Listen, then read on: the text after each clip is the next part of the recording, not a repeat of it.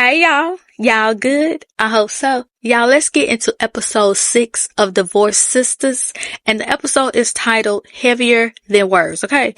So the episode opens up with Jeff taking the phone from Rashida after Myra has called and said, "Are you in the car, babe? Can you talk?" Myra talking about he hit redial. Okay, even if you hit the call button twice, Myra, the name or number would have popped up on the screen unless you pressed it and then looked away. And then you talking about you made arrangements for a doctor to see the pastor. And he's telling you that he's okay, but you keep on insisting. The pastor has to keep saying the same thing to you over and over again, and you're going to mess around and get yourself fired. So he tells Myron that he'll see him when he gets to church. Then he starts to pray for Rashida and their marriage. As soon as he finishes the prayer, his phone rings and it's Tiffany looking for Rashida. He asks about Naomi and tells Tiffany that Franklin is going to come after her with everything that he has. And he's tried talking to him, but Franklin, he cut from a different cloth. Tiffany wants to know why Rashida wasn't answering her phone. He tells her about them getting into it, and when they got home, he didn't open the door. Tiffany says, "Oh no, you hit a trigger." Then she tells him that it's over because there are 2 things you cannot do to Rashida. Jeff says, "I know. Don't hang up in her face." And Tiffany says, "And not opening her door." He says, "Yes, she did tell me about not opening the door, but she didn't tell me why." Tiffany tells him that he needs to get upstairs right now and pour his heart out to Rashida because it's deeper than he could ever imagine. She tells him that Rashida needs to be the one to tell him because he's begging her, like, just let me know what's up because, like I said, she told me about opening the door, like, she told me about it. That's all she says. So I don't know if it's like, I don't know if Jeff took it as like, she meant like a chivalry isn't dead, like she want the type of man that opens the door, pull out the chair type of thing. So he don't know why it's so important. So Tiffany finally tells him about her and Rashida going to this frat party in college, and there was this dude who Rashida was crazy about. Rashida and a guy, they go in the room, start making out, somebody knocks on the door, and it was his frat brothers. They came in, he left out, they assaulted her. When she tried to leave, he would not open the door. And Rashida stayed in there all night. Jeff, he was ready for all that. But Tiffany said, "You wanted to know, right?" She goes on to tell him that Rashida vowed to never be with a man who didn't open the door for her. And then she met Jeff and he opened every door. Jeff, he couldn't take it anymore. He tells Tiffany that he just didn't know. And she stressed to him again that if he don't get back in that house and make it right, please believe her when she says it's over. So instead of going to the hospital, he chooses his wife and he goes upstairs. He finds her sitting in the bathroom.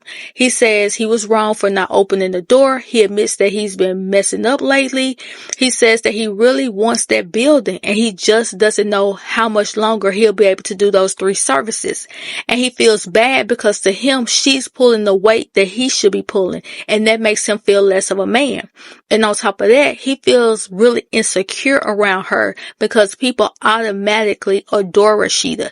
She's carrying the weight of the church. Her book deal did better than his, and he's really struggling in her shadow. Rashida is just looking at him and he begs her to say something. And she says, "Okay." And he's like, "That's it? Do you want to pray?" Then he asked her if she was going to leave him. Rashida want to know what's with the change of heart. She doesn't understand why he wants to be vulnerable all of a sudden. Then she asked him point blank period if he was having an affair with Myron. Jeff says, hell no. He's not having an affair with him and he's not attracted to him. He promised on the life of their children that he was not attracted to Myron or any other man. And then he says, to be honest, there are some women at the church that he finds attractive, but he isn't doing anything with them. And she's looking at him like, really? What? So she asks him, like who? So he says, Carla, Trina, Bonita. When he said Bonita, Rashida says, ew. I was like, baby, let me see who Miss Bonita is, honey, because little Shishi over there, I don't think she care for her. So Jeff is like, I don't even associate with them because I only have eyes for you. So Rashida tells him, look, you need to go to work, baby, because you are already in trouble and you about to get yourself in some more trouble. And I'm like, Rashida. Why you want him to go to work? Didn't you just tell him when y'all were on the way to the banquet that that's what married couples do?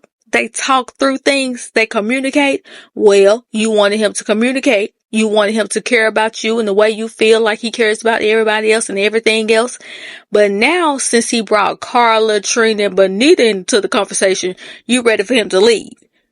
Now see, if Jeff would have pulled a joke and said, you wanted to know, now that's some honesty for your ass. You would have been mad all over again. So Rashida says she needs time to process everything. He begs her to let him know what he can do. She says, you can give me my space. He wants her to tell him that she'll be there when he gets back, and she says she'll be there, and he apologizes again for not opening the car door. He says he will not do it again, and he tells her that he loves her. I think I would have been too scared to leave.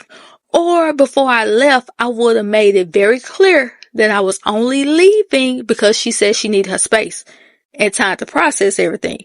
Not because I care about everybody and everything else. Because if it was up to me, I'd stay here with you all day. But I hear you and I see you, Rashida, and I'm going to work hard to understand you, everything about you, from your needs and your wants, because I never want us to be in this place again. Look, I would have to explain all of that because I don't want no misunderstanding. So Jeff leaves, Rashida takes her shower, and when she gets out, Geneva is calling. She tells Geneva that her and Jeff had a heated discussion, but she's about to head to the church. Geneva lets her know that she is following the pretty lady that Anika was talking about. Rashida tells Geneva to go home and then meet her at the church.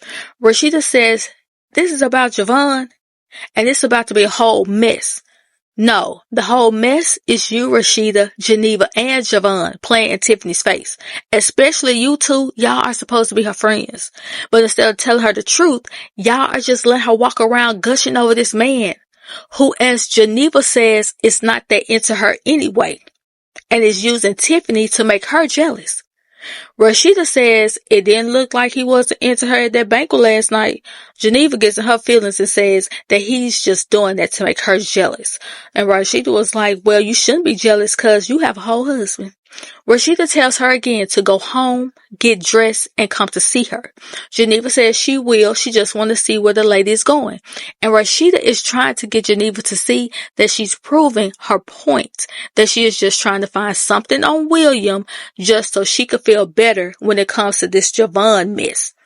So after Rashida gets off the phone, Jeff walks into the room, which startles her because she thought he was gone.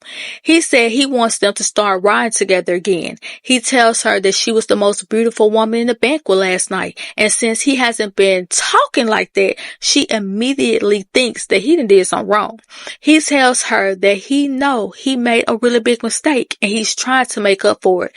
But Rashida, she ain't falling for it. So she asked him who had he been talking to. Jeff says, I didn't talk to anybody yesterday. And Rashida is like, right there. You made it a point to say yesterday because you don't want to lie. Rashida figures it out and says that it was Tiffany. Jeff won't answer, so Rashida reaches for the phone and says she's going to call Tiffany. He begs her not to call Tiffany because he promised her that he wouldn't tell Rashida that she told him. She wants to know, what did Tiffany say? He tells her that she told him about the frat party. Rashida says she wished she didn't do that, but Jeff doesn't want Rashida to be mad at Tiffany because he feels like that was something that he needed to know. Rashida feels like by Jeff knowing, that's what's causing him to open up to her, and he's feeling sorry for her, that he thinks that she's a victim. And to me, that's in her head. That, in my opinion, was some information that your husband needed to know. That goes along with the way that you want him to love you and be there for you and care for you. But you didn't give him that information because you're worried about him seeing you as a victim or feeling sorry for you. But anyway, so Jeff explains how he was sitting in the car praying for them, and then his phone rings and it was Tiffany. And since Tiffany never calls him, he saw that as a sign from God answering his prayers to show him how to save their marriage. That information also let him know how much of an a-hole he was for leaving her in the car. He says that he's going to open up to her. He's going to open every door for her, even the closed ones in his heart. And he's going to tell her everything. He says it's just her and him. He let her know that, I got you. Then he embraces her and apologizes for his behavior, and they just sit there and hug. Over at the church, Calvin was waiting there for Bridget. She apologized for what happened between him and Vaughn, and he tells her that he needs to know where Vaughn is because the police went by her place, but he wasn't there. She tells him that Vaughn went to his mama's house. Calvin tells her again that she could do better than Vaughn. But as they're talking, Pastor and Rashida walk in, looking all happy and in love. But they overhear Calvin saying he's going to jail, and they want to know who's going to jail. So Calvin goes to Jeff's office with him, and Bridget went to talk to Rashida. She tells her about the incident between Calvin and Vaughn, but she also points out that Rashida and Jeff looks like they had a good old meeting in the bedroom this morning, baby, because you glowing. Bridget wanted to know what changed between Rashida and Jeff, but Rashida wasn't ready to talk to her about that right then, so she tells her to get the publishers on the phone. When she thanks Bridget, Bridget says, thank you. Oh yeah, you got some. Just a beaming. The girl said, bing. I thought that was a cute moment between friends. Then we get over to Geneva, and Tiffany was calling her, but Geneva ignores the call only for Tiffany to be standing outside. And Tiffany was like, well, I was right. You are ignoring me. Geneva uses her usual line about being busy. Geneva wants to know why was she there, and it was because someone asked for Tiffany by name to show the house next door to them. She also said that she talked to Javon on the way over there, and I think it's because she wanted to see Geneva's reaction. As they're talking, Javon pulls up with flowers, and that's when she finds out that Javon was the one who called about the house. He said that William told him about it. Geneva can't take it anymore, so she leaves. Tiffany wants to know what's up with Javon because they just met 24 hours ago and he's all over her. While she's telling him about the house, he says that he cannot wait to kiss her. She says she is strictly there on the professional capacity. Then the realtor arrives and they go in to view the house.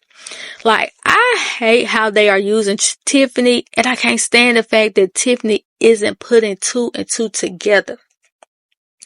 So next we get Geneva pulling up to the yoga studio smoking a cigarette, and I thought that was like, what was the point? It was so unattractive. It just took away from the scene, in my opinion. So she walks in and says that she's looking for Maddie's mom. The lady is like, oh yeah. And I'm thinking she's either seen Geneva before or Maddie is the only black girl in the class. So she says that Anika wants to have a play date with Maddie, and she asks for her number. To be slick, Geneva asks if William already had her number. The woman is like, I don't think so. They get each other's number. Geneva gets ready to leave, but when the lady walks off, Geneva puts the phone down and is recording. She waited a few minutes and then goes back in, acting like she made a mistake and left it. When she gets back to the car, she hears the lady on the phone saying she just had the strangest visit, but she'll tell whoever it is she's talking to when she gets home. Geneva makes it to the church. Bridget was trying to stick around, but Rashida tells her that it's a business meeting, even though they're sitting there talking about the fine lady Tiffany and Javon. Geneva asks where did Rashida find Bridget, and I want to know how long have they known Bridget if the rest of them met at college. But Geneva is convinced that William is messing around with the yoga lady, talking about her gut is never wrong. I'm like, girl, you got the bubble guts, cause Javon has you so discombobulated. Rashida, she isn't convinced, so she keeps asking Geneva to elaborate on what she's gonna do if William is cheating. All Geneva can say is she's going to confront him, which makes Rashida want to know, why does Geneva want to be with Javon so bad? Geneva says she's bored with William because he's so predictable. Rashida says, well, that could mean he's not cheating, right? Geneva talks about two things can be true at the same time, and she's wondering if boring is what marriage is about. But Rashida says marriage is what you make it. She says that Javon is making it hard for her. And I'm like, how, Geneva? How is Javon making it hard for you? This might have been gone for 6 years. Y'all weren't in communication with each other. He's only been back 24 hours and he's making it hard for you. Like, girl, stop. She tells Rashida that Javon is looking at the house next to her and Tiffany was the one showing it to him. Rashida can see that Javon is exciting Geneva because she's always liked a little drama. Geneva says, and it's turning her on. She wants to know how are they going to handle it. Rashida said, nah, baby girl, this all you. The bottom line for Geneva is that Tiffany cannot be with Javon. More importantly, she can't sleep with him because according to Geneva, if he slings that thing on her, she gonna be whipped. And he gave Tiffany a rose, which is the same thing that he did to Geneva. She goes on about Javon's size and how he makes her feel. And that's a problem. She's fiending. I haven't heard Geneva say anything about Javon other than how he makes her feel physically. And she goes on and on. How he makes her feel, how he touches her, how that thing thinging. But nothing deeper than that. Rashida says he's the devil because he's playing games with one of their best friends to make Geneva jealous. Geneva says he's a good man. I don't see how they don't see that they're no better than Javon. Y'all know what's up, but you won't tell Tiffany. So however Tiffany feels about y'all when she finds out everything, y'all deserve it. And hopefully she's not like be one of those persons like, well, I understand why y'all didn't tell me cause we're friends and you didn't want me. Don't do that. You better get them together, Tiffany. So Rashida wants Geneva to let it go. But she says that it isn't that easy. Rashida is done with the conversation, so they move on with talking about the book contract. Over in Bridget's office, she's getting a text from Vaughn saying if he can't have her, he doesn't have a reason to live, so he's going to put a date on the other end of that dash. She starts freaking out and tries to call him. He didn't answer. Rashida and Geneva walk in to have her pull the book contract. They can tell something is wrong. She gives the phone to Rashida to read the message. They go to Jeff's office to let him know what was going on. She finally gets Vaughn on the phone and he's talking about, you just want me to go to jail, huh? He says nobody wants him. He starts guilting Bridget about her saying that she will always be there for him, but she put him out and his mama don't want him. Jeff gets on the phone and he's still talking about nobody being there for him. And then he lied and said that Bridget let Calvin attack him while he was asleep.